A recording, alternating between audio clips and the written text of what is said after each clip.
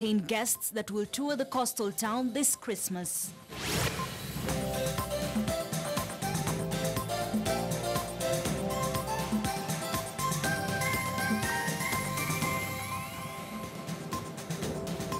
Good afternoon. How are you this 24th day of December of 2018, just hours before Christmas Day? I hope you're fabulous, of course. And on News Desk today, we'll be telling you all the last-minute rush from shopping to traveling as people prepare for that Merry Christmas that is tomorrow. I am Ashley Mazuri. Let's get started. Now, a section of members of Embu County Assembly are now threatening to teach Embu Governor Martin Wambora a lesson for what they allege as abuse of office. They are accusing Wambora of using public funds to convene and facilitate two separate meetings for his self-interest gain, as they claim the meetings were aimed at scuttling the committee that was established to investigate suspended chief officers accused of misappropriations of funds. Now, of course, they say Wambora also convened the second meeting to marshal numbers of impeach the County Assembly Speaker, that is none other than Josiah Thiriku, for not siding with his missions. They now want the DCI and the ESCC to move with speed and probe the matter. Let it be very clear that the 21 members whom we formed sometimes last month, actually that number cannot be broken. And it is good for the governor to note this, because even taking the 23 members to Mombasa, actually to me, it did something very little, because the 21 membership cannot be broken. Because what is happening in the County Assembly, it is not a Jubilee matter, it is not a Maendeleo Chap-Chap matter, it is not even the county executive matter. We have our oversight role that we are up to, and we must ensure that this county development project, they have to be taken seriously. Our mandate as the Assembly is to do the oversight of what is happening in our dockets, whether the work is being done according to our budgetary allocations. It's not a wonder to mean that maybe our governor has some issues hidden, because when we come to the resolution of the Assembly that we have to put aside 4 COs of education, finance, and then youth, then we have so many issues, because why do they have to refuse to step aside? And it's only for some few days. We put them aside, and then we go investigate. Any attempt, any agenda to scuttle the oversight role of the County Assembly will be exposed to the finest detail. It was pomp and colour on a return to Kenya of beauty pageant Sarah Chebet Kyach from West Pokot County, who was crowned Miss Tourism Kenya 2018 and emerged the second in the concluded Miss World Tourism Metropolitan competition in Malaysia.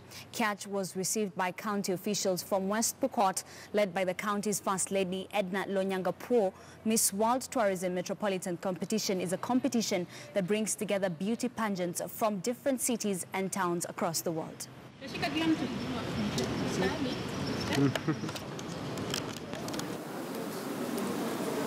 It was a very good experience. I was especially happy representing my country on the global platform.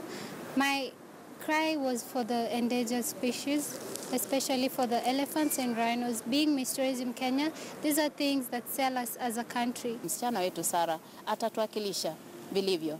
Yeye ni msichana, yeye ni kijana, na kuna vijana wengine ambao wanapitia changamoto nyingi, lakini kupitia kwake naamini ya kwamba vijana wengine katika kaunti yetu watamwangalia, na hata Kenya nzima watamwangalia kama mfano, na wataona ya kwamba kama Sara anaweza, basi naye anaweza. Ninafurahi sana kwa kazi ambayo Sara amefanyia nchi hii ya Kenya, and I feel very proud of her achievement.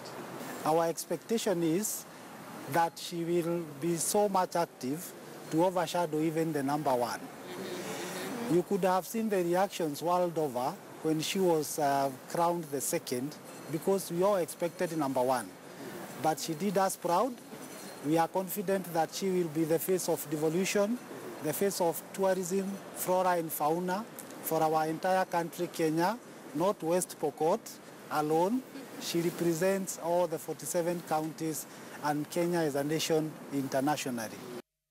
To the coastal region now, where a group of singers from different churches in Mombasa is expected to entertain visitors in the region with various Christmas carols. The group led by Cosmas Juma is urging those celebrating during the festive season to stick to the tenets of religion and desist from engaging in acts that are not acceptable in society.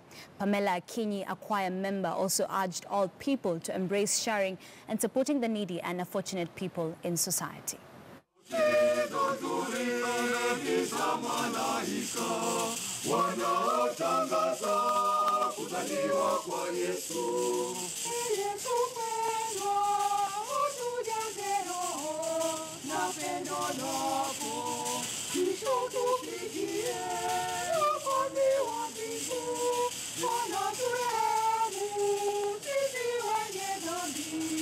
Imba nyimbo hizi huwa ni kumbukumbu la kuzaliwa kwa Yesu Kristo.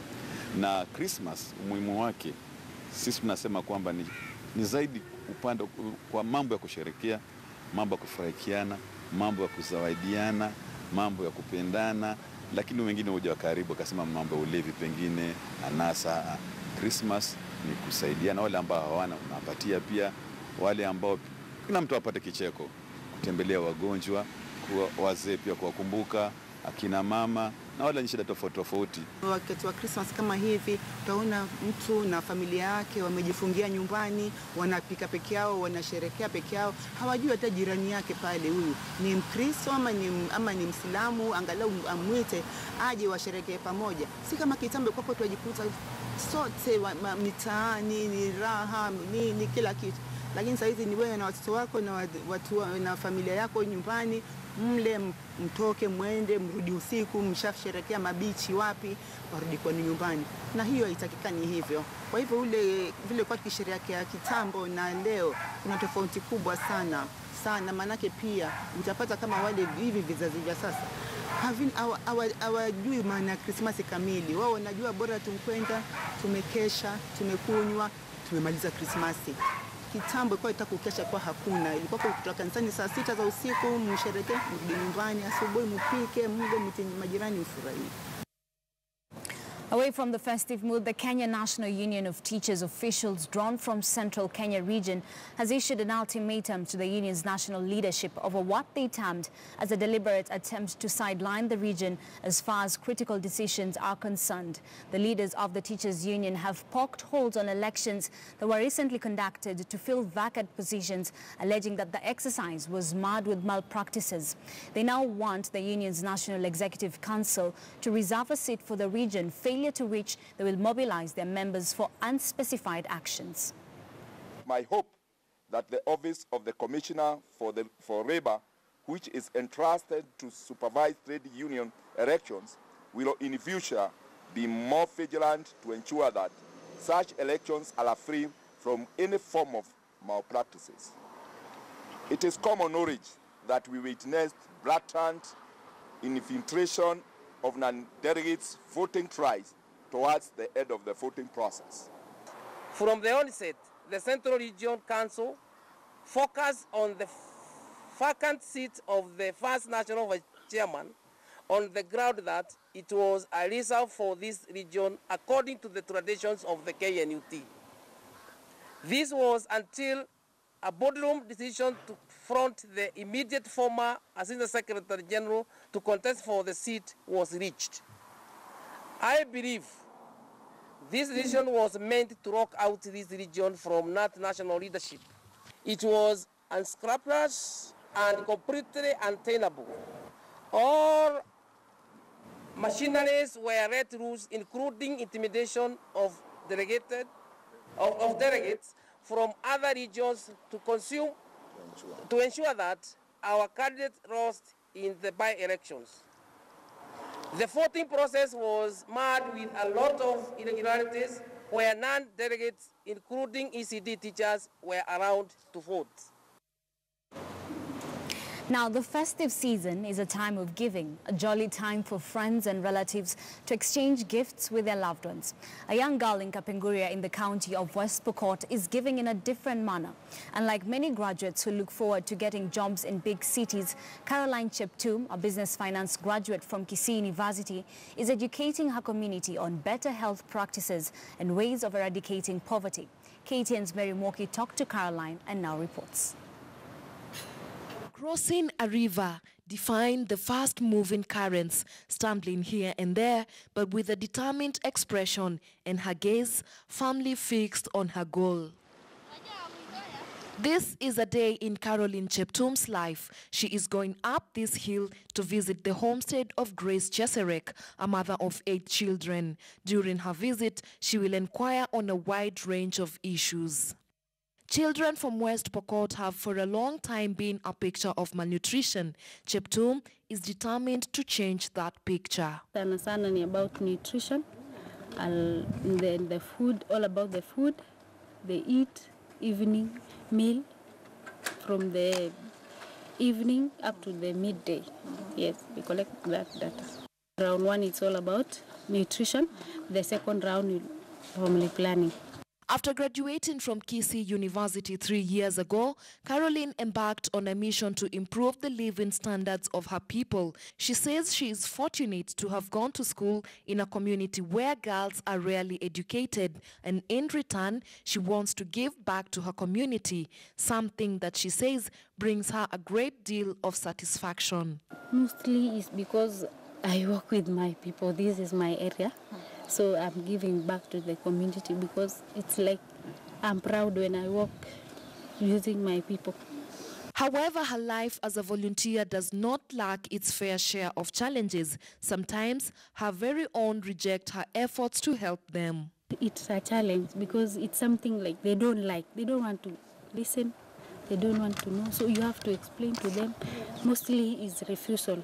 Another thing is long distance. The county of West Pokot has faced a myriad of challenges ranging from maternal mortality, illiteracy, and one of the highest rates of malnutrition at 39%, which is higher than the national average of 35%.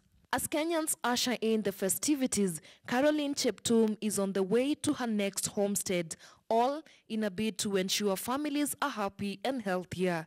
Nutrition, she hopes, will ensure that more children celebrate their 5th birthdays. Mary Mwoki, KTN News. Interesting there. We are all challenged to borrow a leaf from Caroline's work. And on that note, News Desk takes its first short break. I'll be back with more Dongo Tupa.